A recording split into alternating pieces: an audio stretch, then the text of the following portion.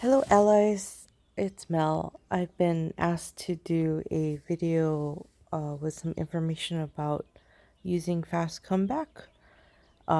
Previously I recorded a Wasteland Kings video with MsAnthrope, and this is the same account where I earned fast comeback during the Wasteland Kings event. And so this is today is new development event day, and where speedups are relevant. It is again a little bit after a Wasteland Kings event where I earned fast comeback on this account. So I attacked the turret. I did not get any occupation points, but I managed to get my goal here was to get the speed up. So I didn't try to actually complete, but I wanted to be sure to get the speed ups. And what I did is I attacked so that I got kill points. And again, kills, you can only get kills from other state units higher than T1, and fast comeback is from casualties that also result against casualties against buildings during Wasteland Kings. And so you can earn casualty points by killing units, including T1 units, but you can only earn fast comeback points by killing units against buildings. And in the or as the event is progressing, you can check how much fast comeback you have, which is on this information tab in the event. And then so now it's new development day. I'm going to expose helps. And then there's the state badge. And so currently we had the training boost activated, and then so that it would last through fast comeback day. And I also have this training speed plus 300, which is the fast comeback training speed.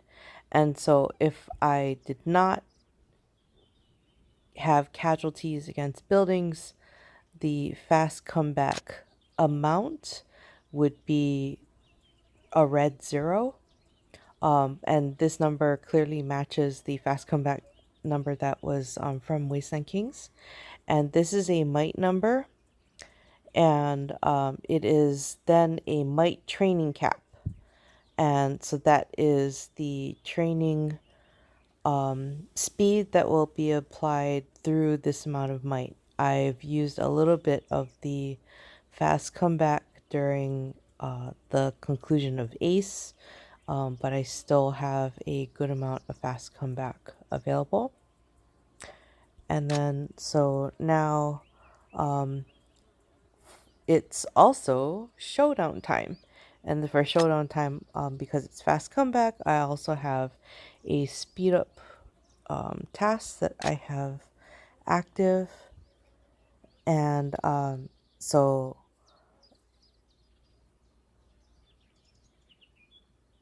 for how it will work, it's all based on the might amount that is sped up. So I can also use some, where is it?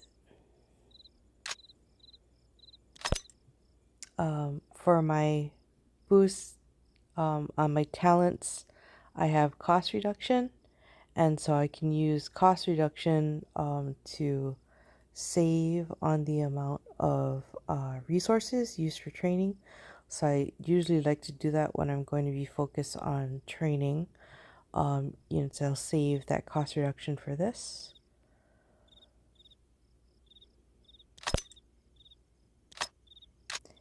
And then I can always also add additional training boosts if I wanted to. But then this will be stacked on top of the other training boosts.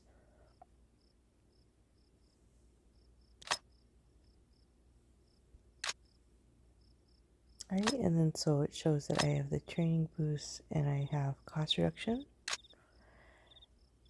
And so when I claim, I can train new units. One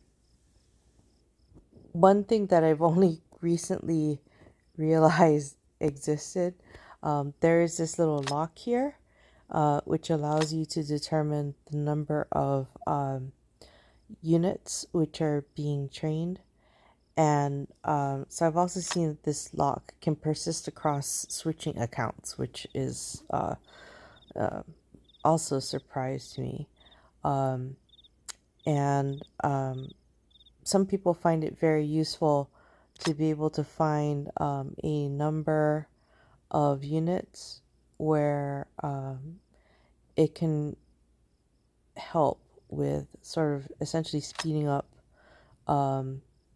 training, because you can do a set amount with very little additional extra time and not use additional speed ups. So like, say I wanted to do 5 hours of training, all my camps are at the same level, so I can do T8s for 5 hours. And of course that this time is going to change depending on the boosts.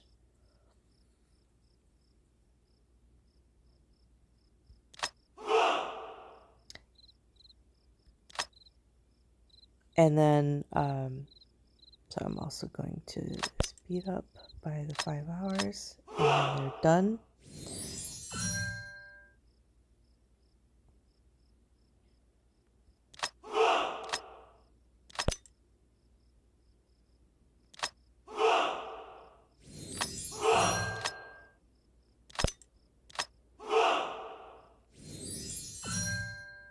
And then this account actually also has a decent amount of resources open, but with the lock there, you don't have to scroll to the amount if there was a shortage of resources and then to do the confirmation. So it also saves a step there. All right, and then so as I'm progressing, the training cap amount has increased based upon the might that I have trained. And so a recommendation is that you can check how much might you have remaining when you get close to the training cap. You can maximize the time available by essentially training to just below the cap and then doing a full training set, kind of like excess units above the cap, and it doesn't realize that you're over the cap yet and will apply the training boost. So you can get a additional boost on, at least hopefully a couple thousand more units. Yeah, so this fast comeback number only depends on how many units you kill during Wasteland Kings. And so it really is kind of uncapped. The losses of those units can also be mitigated by, you can have the majority of your units be put into deep healing, so that there is a way to recover most of them. There are still units that will be permanently killed, but it also, by using the deep heal and not the regular infirmaries, which were full when I did my attacks, you maximize the fast comeback number, and then the majority remain in deep healing so that they're available for recovery. So yeah, it can depend on how many diamonds you have to help clear your deep heal, or in some cases, if you're changing tier levels, say I upgraded this account from headquarter 24 to 25 and above, then I would be looking to increase my training camp so that I could train T9s. I would be more okay with killing off my T8s in order to gain additional fast comeback boosts to help speed the training of the T9 units. So that's how a lot of people will do the transitions between the tier levels. Instead of promoting all of those prior tier units, you kill a significant number to gain the training boost. All right, so I hope this helps, and I hope you have fun training. Ha ha.